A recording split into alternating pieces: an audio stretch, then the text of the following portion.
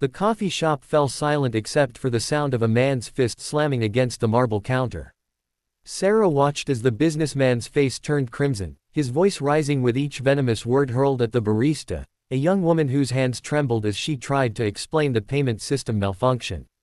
Sarah had seen this play out 1,000 times in her years navigating boardrooms and business deals, power wielded like a weapon against those who couldn't fight back. But what happened next changed everything she thought she knew about human decency, and about the man with tired eyes and paint-stained jeans who would unknowingly alter the course of her carefully constructed life. Marcus Chen had exactly 12 minutes before he needed to pick up his daughter from kindergarten. 12 minutes to grab coffee, respond to 3 client emails about the kitchen renovation he was managing, and somehow find the energy to be the father Emma deserved after another sleepless night of worrying about overdue bills.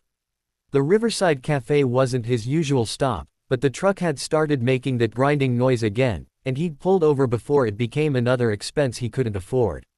He was studying his phone, calculating whether he could push the truck repair to next month, when the shouting started. "This is absolutely unacceptable. Do you know who I am?" The man wore a suit that probably cost more than Marcus made in a month, his expensive watch catching the afternoon light as he jabbed his finger toward the young barista's face. "I don't have time for your incompetence."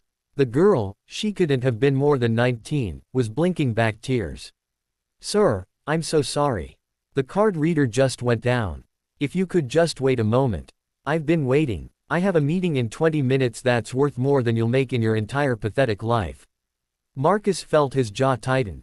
He'd been on the receiving end of that kind of contempt before, from the contractor who'd refused to pay him for a completed job, from Emma's teacher who'd implied his daughter's behavioral issues stemmed from having only one parent. He knew exactly how small that young woman felt right now. But it was the woman standing behind the businessman who caught Marcus's attention. Mid-30s, elegantly dressed in a simple cream blouse and tailored pants, she stood with the kind of quiet composure that suggested she'd witnessed far worse than a coffee shop tantrum. Her dark eyes met his for just a moment, and something unspoken passed between them, a shared recognition of injustice. The businessman slammed his hand on the counter again. "Get me your manager. You're going to lose your job over this, I promise you that." Marcus moved without thinking. Years of being Emma's protector, of being the only barrier between his daughter and a world that could be cruel and unforgiving, had honed his instincts. He stepped forward, placing himself between the businessman and the barista. "Hey, man, take it down a notch." The businessman's head snapped toward him. "Excuse me, this is none of your business." "You're making it everyone's business," Marcus said evenly. His heart was pounding, but his voice stayed calm, the same voice he used when Emma had nightmares about her mother leaving. Steady. Present. "The system's down. It happens. She's doing her best. And who are you to tell me anything? Look at yourself." The businessman's eyes raked over Marcus's paint-splattered work clothes with undisguised disgust.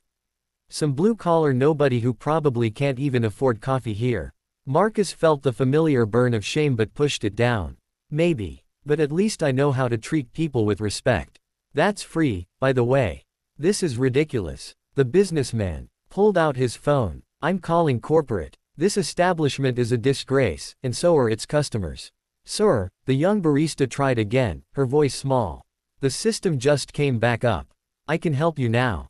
But the businessman was already storming toward the door. "You haven't heard the last from me." He shoved past Marcus hard enough that Marcus had to catch himself on the counter. The cafe released a collective breath. The barista was crying now, quiet tears streaming down her face. "Thank you," she whispered to Marcus. "Thank you so much. You okay?" Marcus asked gently. She nodded, wiping her eyes. "Your coffee's on me. It's the least I can do." "That's not necessary. Please. You stood up for me when no one else would." Marcus smiled, that tired smile that came from carrying more weight than one person should. "We've all got to look out for each other, right? Especially the people who keep us caffeinated." It was the woman in cream who approached him as he waited for his coffee.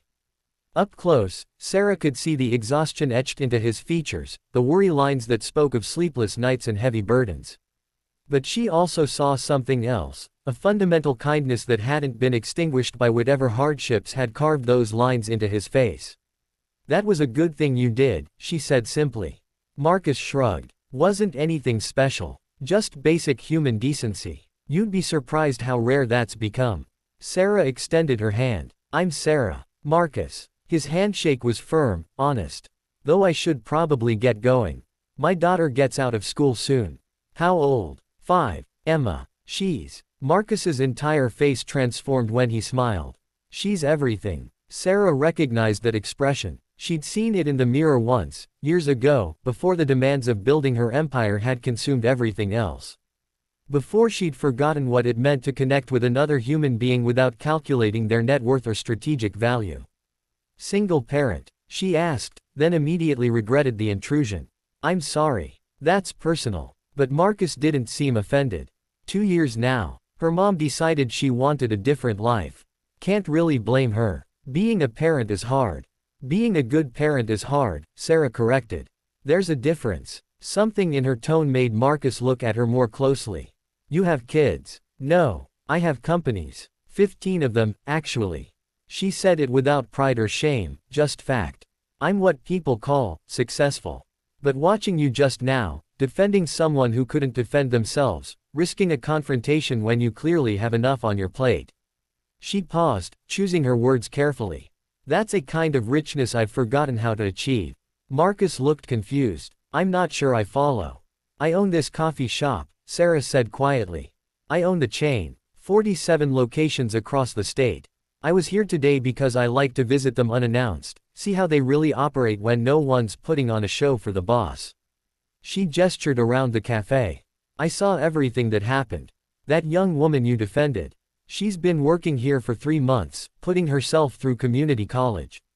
She's never been late, never called in sick, and every customer comment card mentions her kindness. And that man was going to destroy her day, maybe her week, maybe her sense of self-worth, all because of a technical glitch. So why didn't you step in? Marcus asked. You're her boss. Because I wanted to see what kind of people frequent my establishments. And you showed me. Marcus's coffee arrived, and he checked his phone anxiously. I really do need to go. Wait. Sarah pulled a business card from her purse. My company is expanding. We're renovating 12 properties next quarter, retail spaces, restaurants, a small boutique hotel. I need a contractor I can trust. Someone who understands that how you treat people matters as much as the quality of your work. Marcus stared at the card. You don't know anything about my work. I know enough about your character. That's the foundation. Skills can be verified. Sarah met his eyes. I'm offering you a chance, Marcus. Not charity. An opportunity. If you're interested, call me. We'll discuss terms, review your portfolio, do this properly. But I have a feeling about you. Why? The question came out almost desperate. Why would you do this for a stranger? Sarah thought about the empire she'd built, the loneliness of the penthouse office, the years she'd spent measuring her worth in profit margins and market share. She thought about how she'd lost touch with the version of herself who would have been that struggling young woman behind the counter once, before calculated decisions and strategic partnerships had replaced genuine human connection. Because, she said softly, I've spent 15 years surrounding myself with people who tell me what I want to hear, who see me as a means to an end, who calculate the value of every interaction. And in 30 seconds, you showed me something I'd forgotten existed, someone who does the right thing even when it costs them something, even when no one's watching, even when there's no reward. She placed the card in his hand. I'm not asking you for anything except to consider it. Your daughter deserves to see her father succeed. Let me help make that happen. Marcus looked down at the card, then back at Sarah. If I call, it's because I can do the work.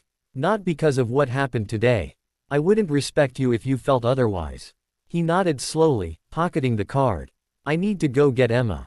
Go. Be the father she needs. Marcus made it to the door before turning back. Sarah, thank you for seeing whatever you saw. Thank you for reminding me what integrity looks like.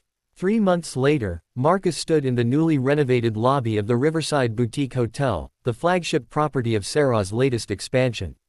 Emma sat on his shoulders, pointing at the light fixtures he'd personally installed, chattering about how her daddy had built something beautiful.